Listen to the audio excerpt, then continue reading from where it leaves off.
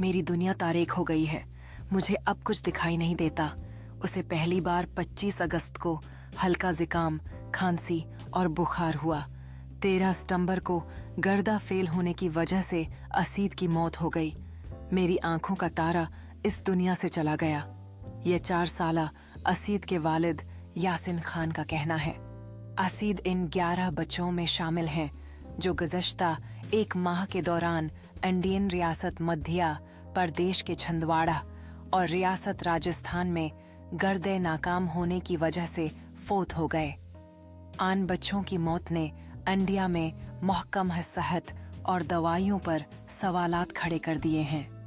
आन बच्चों के वालिदैन का कहना है कि कफ सिरप यानी खांसी का शरबत पीने के बाद उनकी सेहत तेजी से बगड़ती चली गई और उन्हें बचाया नहीं जा सका। मध्य प्रदेश के ड्रग कंट्रोल डिपार्टमेंट ने सनीचर की सुबह जनूबी रियासत तमिलनाडु में तैयार करदा कॉलड्रेव खांसी के शरबत पर पाबंदी लगा दी।